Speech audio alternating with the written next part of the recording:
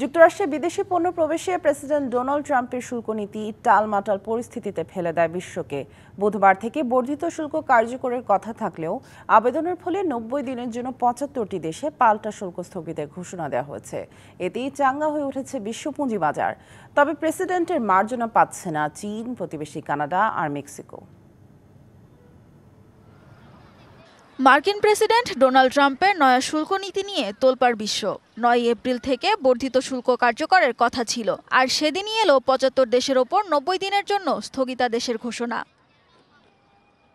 বিশেষ সুবিধার আওতায় থাকা ৭৫ দেশের তালিকায় নেই চীন, বরং চীনা পণ্যের ওপর শুল্কের হার ১০৪% থেকে বাড়িয়ে ১২৫% কার্যকরের ঘোষণা দিয়েছেন ট্রাম্প। পাশাপাশি চীনকে নিকৃষ্টতম অপরাধী আখ্যা দেওয়া হয়েছে।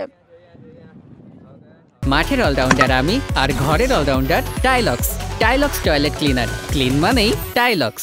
শুল্ক নিয়ে ট্রাম্পের নেক নজরে নেই কানাডা আর মেক্সিকো। চীনের ওপর অতিরিক্ত শুল্কের হার জানা গেলেও মেক্সিকো ও কানাডাকে কত শতাংশ বর্ধিত শুল্ক গুনতে হবে তা নিয়ে রয়েছে ধোঁয়াশা।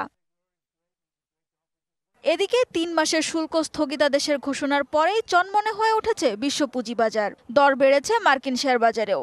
ডাও জোন্স সূচক বেড়েছে ৫.৯%, S&P ৬.৫% এবং নাসডাক সূচক বেড়েছে ৮%।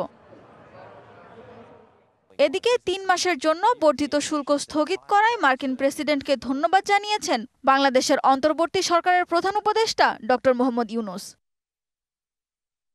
এর আগে মার্কিন বাজারে বাংলাদেশি পণ্যে ৩৭% শুল্ক আরোপ ৩ মাসের জন্য স্থগিত করার অনুরোধ করে ট্রাম্পকে একটি চিঠি দিয়েছিলেন প্রধান উপদেষ্টা। সানজিদা ইসলাম তন্নি, ডিবিসি নিউজ ডেস্ক।